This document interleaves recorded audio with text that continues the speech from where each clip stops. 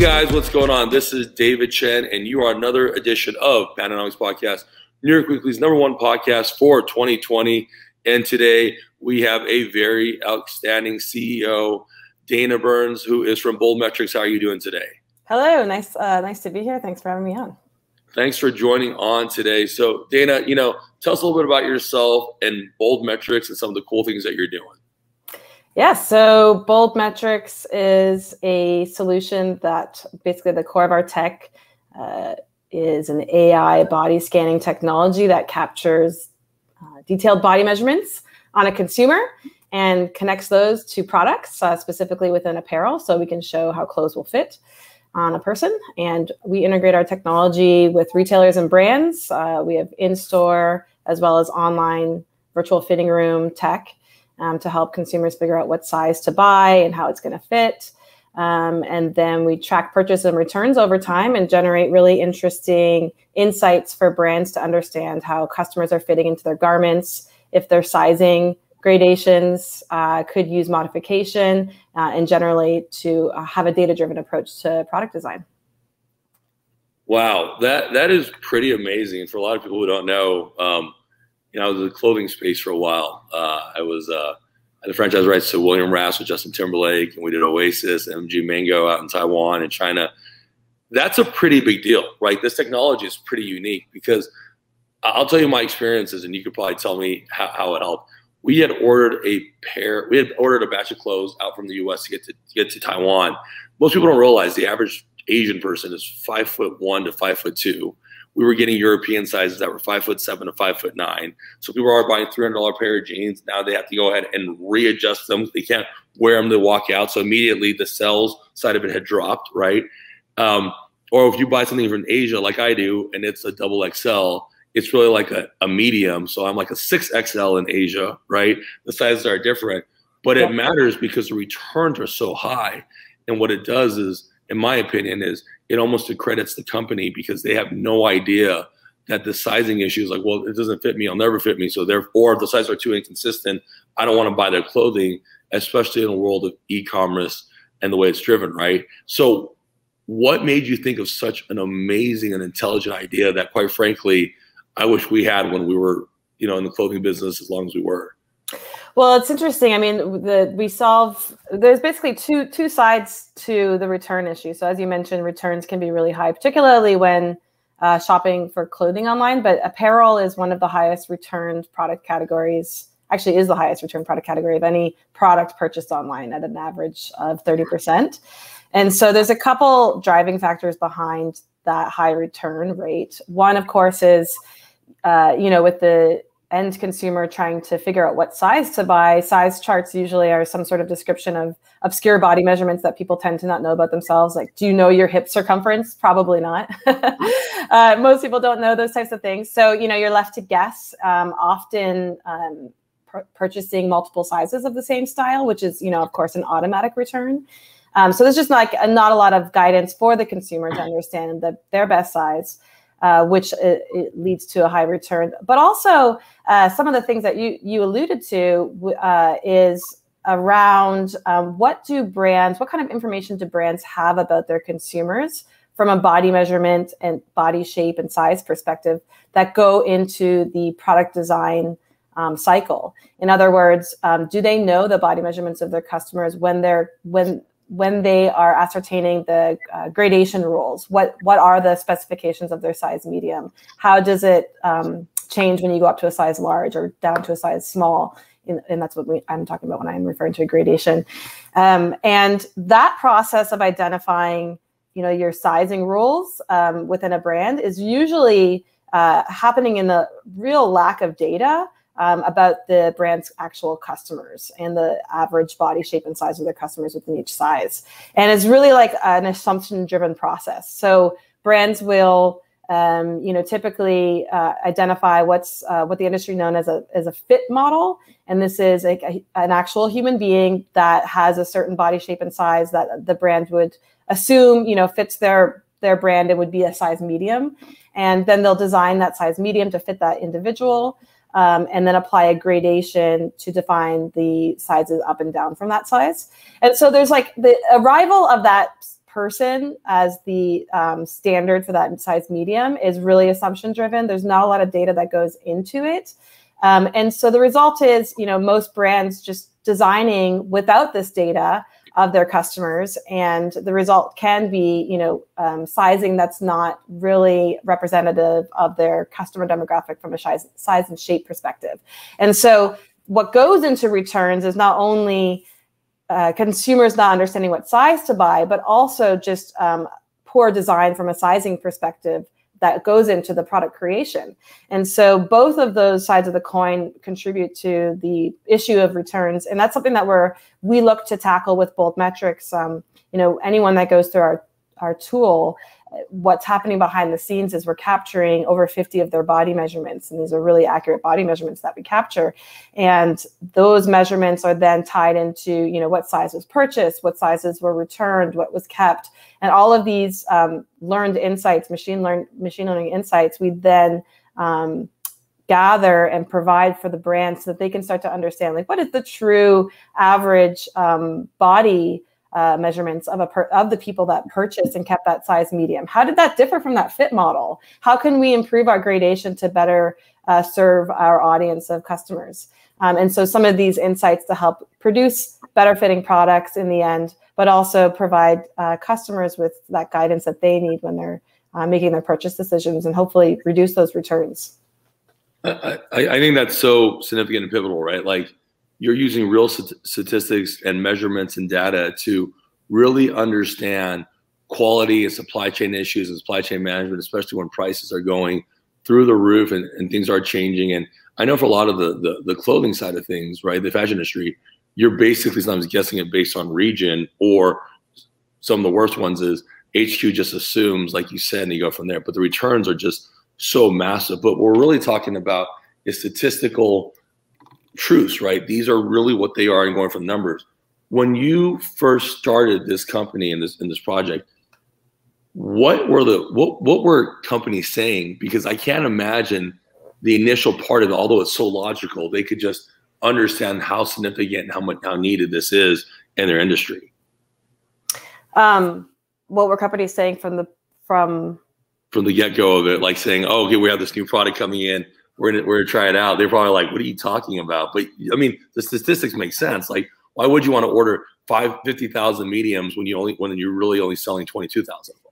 Yeah. So I guess there's a couple KPIs that usually when we approach our clients that we're judged on, chiefly being our conversions. So do we help improve conversions, which is really around reducing sizing uncertainty from the consumer shopping experience and helping them understand what's their best size, and that inevitably will increase conversions on an e-commerce site, or even if we're integrated in store, as well as, of course, that reduction in returns. The apparel insights that we provide is less of a direct thing that is measured up front, but more of, is the data integratable within their systems of product design? So, for example, our data works nicely with 3D design software programs, so you can integrate the data very easily and use it within those types of environments. And so that's I guess a less measurable benefit, but usually considered by product teams to be super valuable for them to have those insights. But yeah, typically conversions and returns is our main two KPIs. What made you get into, I mean, obviously growing up, we'll talk a little about that. As a woman CEO, obviously women CEO are up and coming, but it's a scary statistic compared to male CEOs, right? And you're bringing such a bold and amazing product going from there. Was this something you always wanted to do, or what was that one point where this is something that we can really do very, very well, and I can definitely take it to the level that I think I could take it to? Yeah, well, I'm an engineer by training. So I did my undergrad in bioengineering, and I was in academia for a long time, and more in optics and biophysics related areas, biotech, that kind of stuff. During my undergrad, and then after I graduated, I was doing research at MIT for a while, and then eventually grad school at UCLA. I was always very drawn to creating new technologies and always with an angle, a data science angle. I did a lot of like image processing, computer vision type stuff back then. So that was kind of like, I was always drawn towards sort of like those sort of the intellectual pursuits, if you will. And then, well, actually, my family comes from a background of master tailoring. On my father's side, they were master tailors. And so, and thinking about some of the challenges of the apparel industry as it moves more and more towards a digital world and all of the challenges associated with that, in particular, some of the things that I've been talking about. How can we solve some of these problems with the issue of returns, which is leading to, is having a serious impact on the environment with all of this shipped product. And a lot of it, people don't know, is ending up in landfills. So in thinking about these problems, I really thought of it from the perspective of a master tailor. First, you always start with an understanding of the customer's body measurements. And with those body measurements, there's so much you can do. You can, create a custom pattern. You can alter it to fit you. And of course, figure out what your best size is. And so sort of inspired by my family's craft in master tailoring and utilizing my background in engineering, it's sort of like the combination of the two sort of led to Bold Metrics and what it is today. That's amazing. It's so great to hear that, what your parents did and how you incorporated your dreams and still were able to somehow circle around in the end and kind of do a combination of both. I love that. I think it's such an amazing thing. I mean, and you talk about master tailoring and things that matter, like it is significantly, I tailor my suits, right? So it's significantly big difference when I have a suit tailored and the way it makes me feel and the way it fits, as opposed to me getting off the rack, because most of the time it's very bulky up here and very bulky down here. So the cuts are off, right? But you talked about something that's so important for a lot of people. The amount of clothing that goes into landfills, right? You're doing something so impactful that's really helping the world at large because we all have clothing. Why was that important to you? And how can more people learn about that and utilize a company like yours to limit this unneeded, throwing away of clothing, which is so ridiculous to even say, right? But that is what happens. Yeah. So, I mean, what does happen to our apparel when we order online and then return the items? And the reality is that much of it simply ends up in a landfill. And I think, 88% of consumers think that those items are simply resold, which is really not true. Actually, 80% of apparel products that are returned end up in a landfill. So it's quite striking. So just to give you some stats, that is always interesting. I find interesting anyway. 5 billion pounds of landfill waste are generated from apparel returns only, just from apparel returns annually.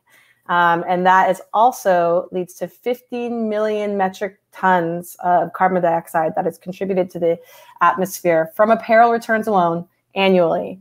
And that's because of obviously all of the product being shipped around, sometimes flown across the country twice when a return happens. And so consumers, I think, for the most part, aren't aware of this, aware of the waste that it's creating and the fact that it's not simply reshelved and it does end up in a landfill. It's oftentimes cheaper for companies to just put it in a landfill than, to clean it and restock it and so forth. So it's a really, really big contributor to the global climate crisis. And so I think as consumers, we should become more aware of what happens to down the line with some of the actions that we take with products in returning products and so forth. But also there's technology that can be utilized within the industry to help prevent some of these harmful actions to the environment. Wow. I mean, you're talking about a significant change. And like you said, 80%, I didn't know it was that high. That's actually really shocking that it really doesn't go back to getting reshelved and redone. And it is sitting in landfill. And the carbon footprints are so ridiculous. So what you're doing is such a great and amazing thing. The other thing I heard you talk about is, you're an engineer, you went to MIT, great school, which I could get in, could never get in my life depended on it. And then of course, UCLA, what an amazing journey, right? We talked a little bit before how your family came from Lithuania, Eastern Europe to Canada, and then in Canada, you came to the US. Tell me a little bit about that journey for immigrant kids like myself, who see someone like you and said, listen, I made it to MIT and started doing all this amazing stuff. Tell me a little bit about your life there and how that kind of helped shape you to become the person you've become. Well, yeah. So I grew up from my family. They're both sides are from Lithuania, And so first generation Canadian. And then, you know, my family came over when they were pretty young. They were like 10 or something around there, both. But they were like both sides pretty impacted from World War II, actually. And that whole experience, that could be a whole podcast on its own. Honestly, both sides of the family and their struggle to survive during the war. And, you know, like my dad, when he finally immigrated to Canada, he was 9 years old and he hadn't yet been to school yet, because he was, you know, surviving. He was born in 1939. So he was surviving through the war and all that. And so he didn't start schooling until he was 9 years old. And they first moved to Montreal and approaching school, and the schools had to figure out, like, what grade do we put this kid in? He's 9 years old. He knows how to speak, obviously, Lithuanian, German, Russian, French, and English. Wow. So it's like we got this 9-year-old, 5 languages, like, you know. He's like the hooked on phonics. I love it. Right. So they decided to, you know, put him into the grade that matched his age. And, you know, similar story with my mom. But yeah, I mean, so by the time I was born, they were already, like, you know, well integrated in Canadian society, if you will. So I didn't have like much of like that sort of immigrant experience. I'm sure that they had, but definitely, like, you know, it's an interesting thing when you immigrate from a country to a country, especially you know, post-war society, and like all of the sentiment around immigrants in those days, around like people taking jobs, like all the Europeans that were immigrating and taking jobs from the locals and that kind of thing. So they had dealt with a lot of that. And we talked a little bit before this podcast around my family changing their names so that they could blend in more, because our original last name was ridiculously long and a lot of consonants and so forth. So it was like, you know, something that they ended up changing just to like kind of blend in a little bit more and not seem like another one of those, you know, European immigrants, that kind of thing. So, but for me, for the most part, I mean, I just, you know, first generation Canadian, and then, you know, eventually, you know, moving to the US. So I moved to the US after my undergrad. So I love it. I think that, like, that's such an amazing and unique story, and it definitely gives you a different perspective on a lot of things. I think when you learn from it, first generation, or you came here like I did, you realize how lucky you are, and you realize how much you have to do, and you realize how much of a disadvantage you can be in the initial part of it. And people always ask me, what's your motivation? I said, you know, unless you've been there, there's like literally no other choice. You just have to keep moving forward, right? And you hear your struggles of your father, who is an interpreter. He probably could be an interpreter at 9 years old, speaking all those languages, but still had to learn how to read and so overcome those difficulties. You get a real sense of pride because you guys have made it. You follow the dream that you want to follow, right? And now you're this amazing CEO of this amazing company that's changing world issues and addressing them in a very practical manner. Man, I love hearing stories like this, because for those kids who are out there who don't think that life can change and can be better and can make it work based on your circumstances, I think we're both living proof that you can, right? The circumstances don't define you. You define you in the circumstances. So it's such an amazing and pivotal thing to hear that, and going from there and making it work. You know, when you got into MIT, right? I mean, that's a dream school, right? For like a lot of people, right? What drove you to go into MIT, and really what kind of shifted you a little bit from what you're doing there into what you're doing now? Because a lot of people get this confused. They go to college and they go to undergrad and they're like, I'm gonna do this the rest of my life. They don't necessarily do it. But you went to such a prestigious school with so much intelligence and the ability to go to do that and then get your master's. How did that help shape you and what you did today to become a CEO?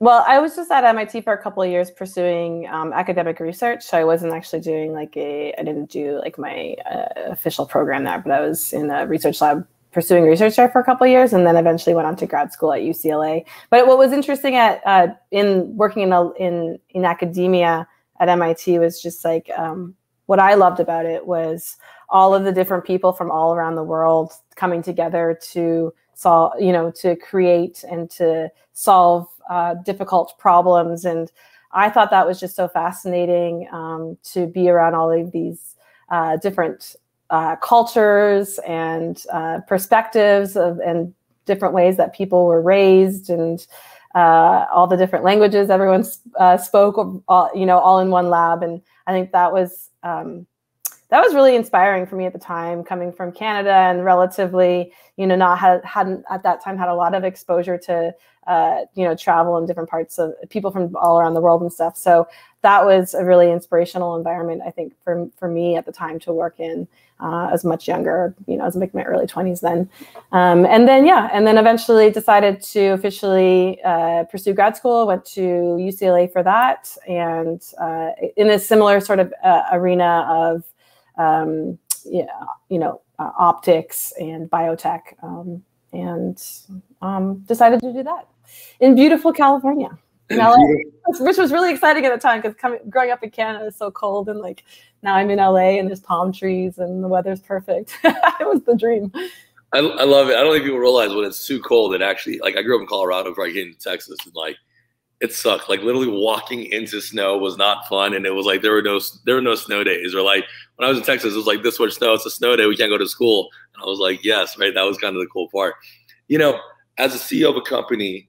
And kind of really getting to where you are, tell us a little bit about some of the problems that you run into and how you overcame them so people can understand it's not just them, it's the ability to face these problems and try to find a good solution off of them. Like how can people...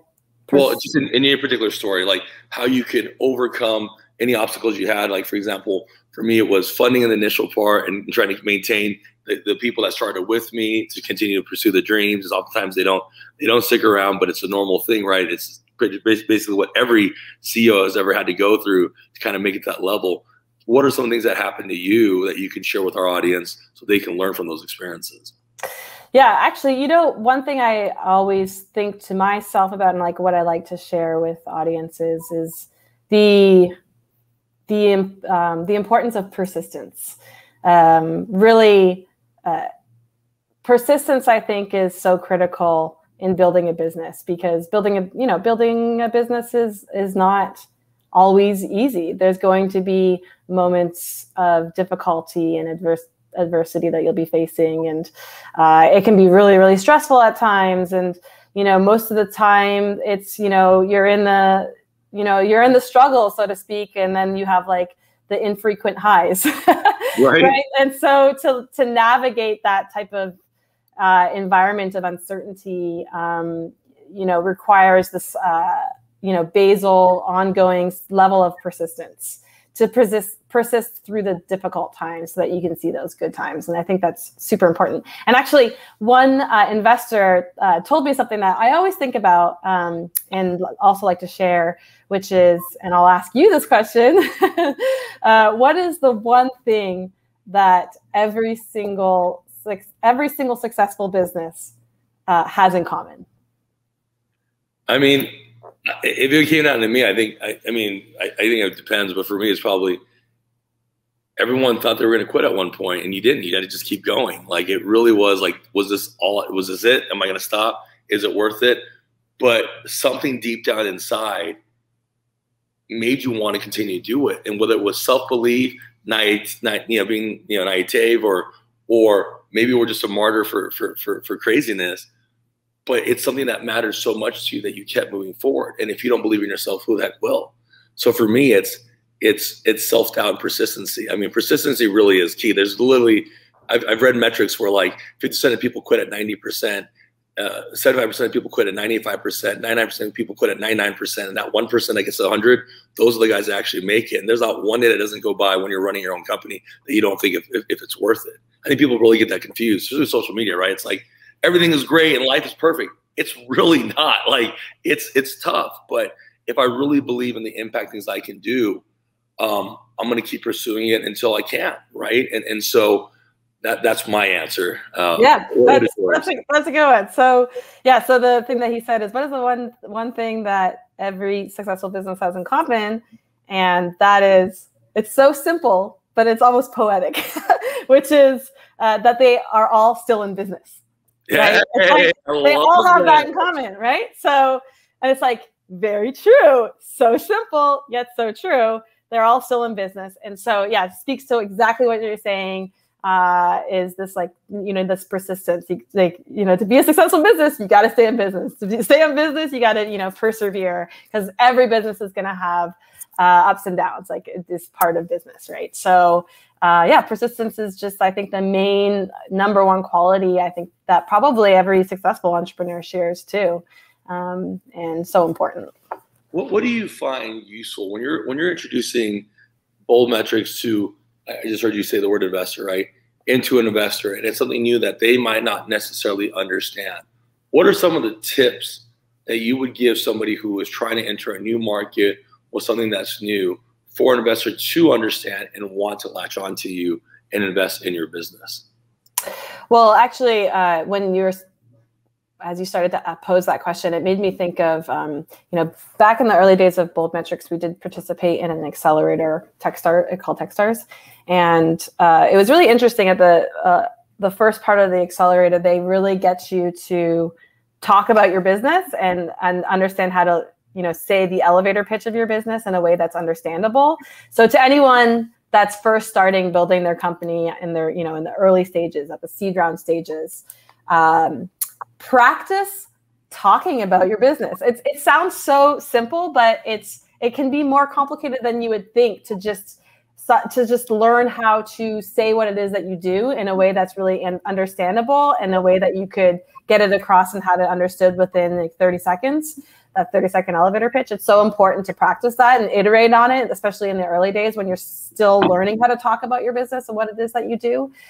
So that's my piece of advice for the, companies that are just starting. Learn how to talk about your business, practice talking about it. Another common mistake that first-time founders and, when they're first starting their business have is being worried about sharing their ideas and talking about their business because they think that their idea is going to get stolen. Like those kinds of like paranoias. Don't have that paranoia, because ultimately you need to talk about your business, and execution is the hard part about business. It's not the idea. Everyone can have a great idea, but really, can you execute on that idea? That's the hard stuff. That's where all the difficulty lies. And so don't be worried about your ideas being stolen. Get out there, share your ideas, learn how to speak about your business, understand how you can make it, how you can, succinctly say what your business does within a short period of time, that people can understand right away. And some of these sort of like practiced, this act of practicing speaking about it when you're first starting out, particularly advice for first-time founders as well. I love that. I did listen to all my salespeople and everyone else. They think I'm crazy. I'm like, pitch it to your parents, pitch it to your friends. They're going to poke all the holes through it. Pitch it again till they don't. But at least when you pitch it towards them, they at least know more or less there's a forgiveness track, right? You're not pitching investors. And if you can answer all their questions, everything else fruitfully, then you're at the next step to kind of go from there. But practice is key, and everyone thinks differently, right? Just because you're talking to a CFO and a CEO, it doesn't mean that you can pitch the same product even on the same company, because they think in different terms, in different metrics, different ideas, right? CFO is more about money. The CEO is about the overall plan. Those things matter. I love that you said that, because that is a commonality in anything that I've ever seen with any investor, any partners in groups that we're working with. And I love that part. Let me ask you another question. When you started this and you're kind of going from there, how do you maintain the sense of morale with people who are starting with you and keeping them on, as opposed to them just jumping off? We've heard the stories of Facebook. We've heard the stories of Apple. We've heard the stories of Microsoft, where people have just jumped off and didn't pursue the dream because they couldn't believe. I think for me as a CEO, that's probably one of the hardest parts. It's like, how do we start from here, and how did your fire fizzle out? How do you maintain that with your team and making sure that they believe in the overall goal of what you're trying to do and continue to work with you? Yeah, I think it's having that incremental progress over time is really something that you need to show, and for employees to see, okay, we're making progress towards our goals. Having that clear, mission for the company, and like your clear values for the company, so that people know what you're working towards, and really just like living those values, and celebrating your wins. So whenever you close that the next client, have that celebration for the company, and have it be a moment for everyone to be like, okay, we're making it. Or if you're, releasing that product release, have that moment, celebrate those moments basically, so that the incremental progress can be noticed and celebrated within the team, and appreciated. I love that. I mean, little wins matter. I think people don't kind of discount that.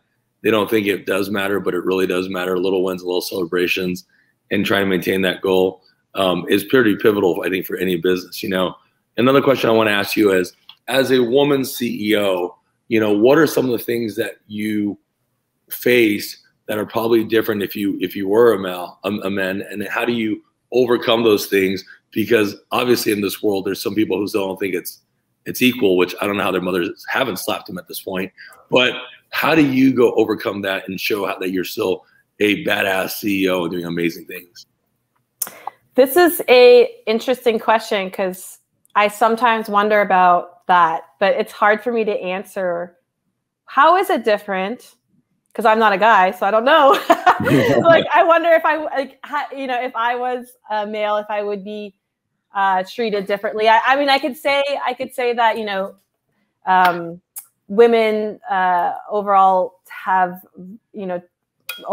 raised less money than men. I think I know one statistic from 2019 was it was a record year for the amount of venture capital that women founders have raised ever within a year, but it was still cumulatively altogether, all that money that all the female founders have raised in 2019 was still less than what one company raised that year, which was crazy, right? Which was WeWork. So it was such a landmark year from female founders raising venture, but still so not enough that it cumulatively is less than one company, right? And I think that's a US-based stat, so US founders. So obviously the data shows that there's still a lot of work to be done. It's also combinatorially involved with there being more female founders out there, more female CEOs. We need more women out there fighting the good fight. There has been stories and experiences that I've had through my entrepreneurial journey where I'm in some situation where it's clearly there is some bias or some sort of thing that makes me feel uncomfortable. I definitely have my share of stories. I don't know if I would want to share all of them, but there has been anecdotal things that have occurred, and I'm sure other female CEOs can share in some of these sort of frustrating things that happen. I think with the Me Too movement, things have changed, and there's been more awareness, or at least maybe from my perspective, people just being more aware of how things might come across as biased, and people trying having this more checking themselves a little bit more than they used to. So I've noticed a change, in the way we treat each other in society through this, post Me Too movement era, if you will. So I think it is getting better, and I think as more and more women enter their entrepreneurial journey, it'll just become more and more normal and not extraordinary that there's a female CEO that's successful, right? That'll be the day, right, where it's not this extraordinary thing that your company is successful, you're a CEO, but you're female, so it's extraordinary. I think it'll be great one day when that's not extraordinary, when there's a female CEO with a successful company, and it's just regular, right? Just that would be, I think, once we can get to a place in society where that's just a normal thing, then we know we've made some progress. But until then, I think we need more women out there starting their entrepreneurial journey and doing this. So we need to increase our numbers. I love it. I love that you told the statistic. WeWork's a whole different story in the debacle there, but I love the fact that you really did put up a statistic that statistically speaking is a big deal. But I love how you don't necessarily, it's just something that exists, and we have to keep moving forward and making that work. And I love that part of it.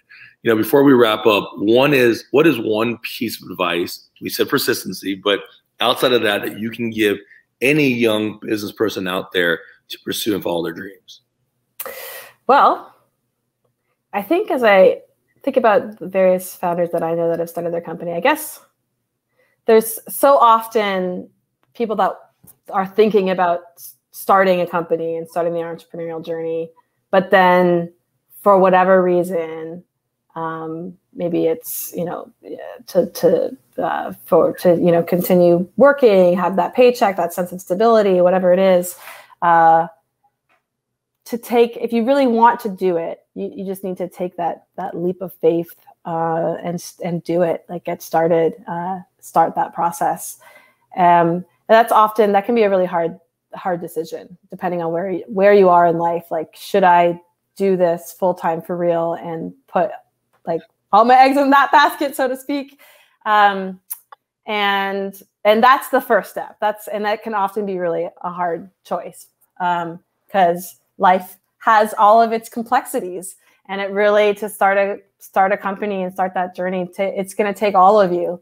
And so the piece of advice really is to make it happen. You've got to make it happen. You have to just take that step and do it, as opposed to, putting it off. I know people that have always said they wanted to start companies, and then they put it off, and then it basically never happens. So take that leap and do it. That's the first hardest step, is actually decidedly, doing it. Like, we're going to do this thing. We're going to go full time and like pursue this. So I love it. You got to start, or else you'll never know, right? And eventually just time catches up. So I think that's amazing. Well, guys, thank you for joining another edition of Pananomics with the CEO of Bold Metrics, Daina Barnes. Daina, give us your social media and your website so people can follow. Yeah, check us out at boldmetrics.com. And, everything on social media is Bold Metrics. So you can check us out on Twitter, Bold Metrics, LinkedIn, also Bold Metrics. And of course, if you want to check out me personally, at Daina Burns on Twitter. Also, you can check me out on LinkedIn as well. I love it, guys. With David Chen and Daina Burns, we have another edition of New York Weekly's #1 podcast for 2020, Pananomics. Thank you guys for your time, and we'll tune in soon. Bye-bye.